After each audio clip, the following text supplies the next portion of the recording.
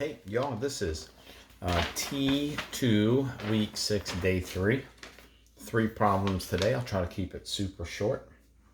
Let's say I told you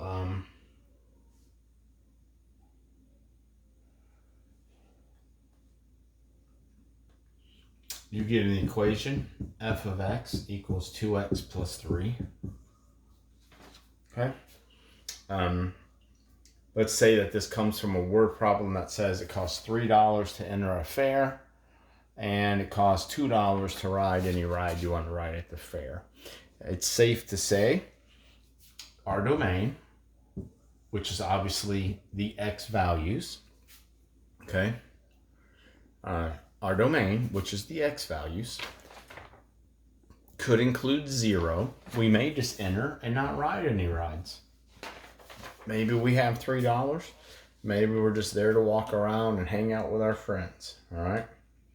Let's say, however, that the maximum amount of rides you could buy at any one time is 6 rides. So you can only buy 6 rides at any one time. Let's just say that this limits, people being able to monopolize the rides and gives everyone a fair chance, blah, blah, blah. So you might buy no tickets. You might ride 1 ride or 2 rides or 3 rides or 4 rides or 5 rides or 6 rides, right? You could buy up to 6. Do you have to buy 6? No.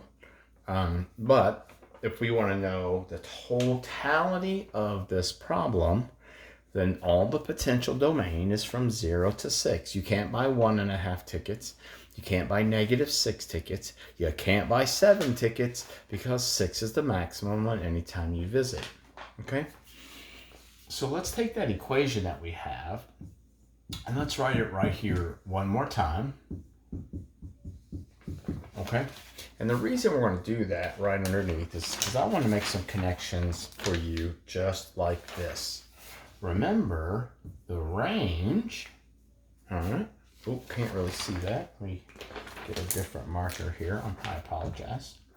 The range, all right, the range comes from putting all of these values in this equation, not at the same time, and seeing what happens, okay?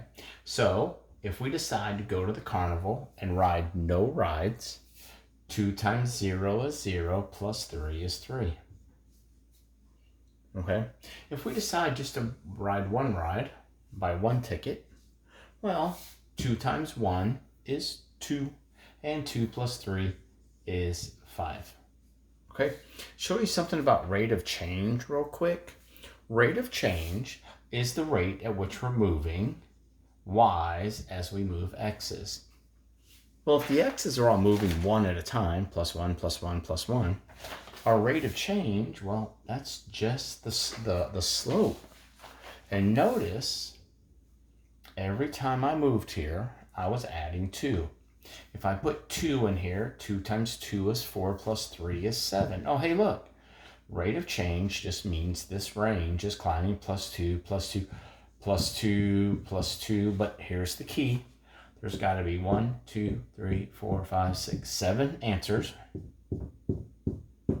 So we add in 2 more, and guess what? We have our range.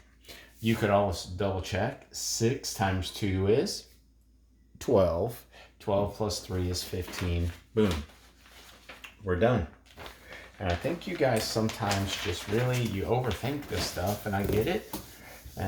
Too much of it's because, people tell you algebra is so hard, and then you believe it. You don't have to believe it.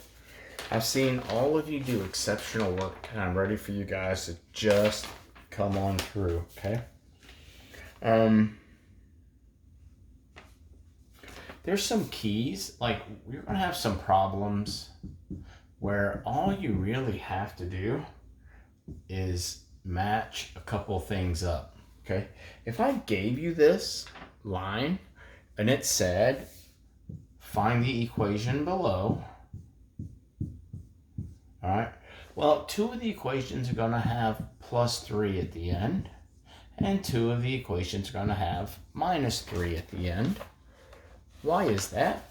Let me slide these over a little bit.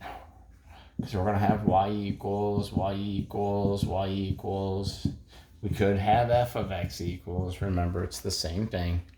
And then we're going to have, one of them's going to have plus 3, then a minus 3, then a plus 3, and then a minus 3. They do this to see if you recognize that this number on the very end is the y-intercept. And the y-intercept, again, is where we cross this y-axis. And we're at -1, -2, -3. So this is test-taking techniques here, kiddos. We know A cannot be the answer because it ends in plus 3. And we know C can't be the answer because it ends in plus 3. Now, here's the other thing they're going to do. There's so many star problems just like this. They're going to give you the right number for slope, in this case, which is 3/4 x, and they're going to give you a -3/4 x. And here's the whole thing, y'all. Is this going up? Oh yeah, it's going up. It has to be this answer. Because look, you don't really have to do algebra here, you just have to think. We're crossing at -3, check. It's a positive slope. This one has a negative slope. This can't be it. It has a negative slope. So if you can knock out your negative slopes and knock out the plus 3s, you eliminate to your answer pretty quickly here. Again, you'll get plenty of chance to practice this week. Just, you keep working, okay? You guys just keep working. Let's get through one more problem here. And then I'll give you guys a break from me a little bit until, well, tomorrow. Remember, if we have an open circle, that means less than or greater than. And if we have a closed circle, that means less than and equal to or greater than or equal to. All right? Remember, your domain are your x's, and they go left to right. And your range, those are your y's, and they go up and down. Okay? So, keep that in mind while we're looking at this stuff. It's important. All right. So, remember this kind of stuff. If I have open to close, that means from this way to this way, which is domain, I have a less than symbol and a less than or equal to symbol. My range, which technically goes from here to here, has a less than or equal to symbol and a less than symbol. All right, so let me give you a problem. Let's just put it into practicality. And you guys, I'm just telling you, so many of you are still bumbling domain and range, and that's just, you guys are getting lazy on me. Domain's been X since day 1 of class, and we're almost done with our second quarter. And range is the Y values, and you guys, some of you just aren't studying. You're just not taking the time to learn what you need to learn. All right? Let's put a point here. This is -4, that's 1. And let's put a point here. That's 2 and -3. And let me make this, sorry, an open circle. And that's a closed circle. So this is what we have, y'all. So if I want domain and I want range, here's all we have to do. I've showed you this before. Okay, we see that this is -4. This number is +2. From left to right, this is the x-axis. I mean, we know it's always labeled, so we put the x in the middle. Since this end has a closed circle, we use a less than or equal to sign. This end has an open circle, so we use a less than sign. And then our domain writes itself. -4 is less than or equal to x, which is less than 2. All right? So let's look at the range. The range is going to go from -3 up to +1. So this is the y-axis. So the y is going to go in the middle. We're going to take this and we're going to turn it. We're going to turn it toward the -3 because it's on bottom is here. And the y is in the middle. And the +1 is over here. All right. Now look down here at the -3. It's an open circle. So look, open circle means we don't have an equal sign. But up here at the 1, we have a closed circle. So we have an equals to. This range is the number -3 is less than y, which is less than or equal to +1. Now we've been doing this a lot since the beginning of the year.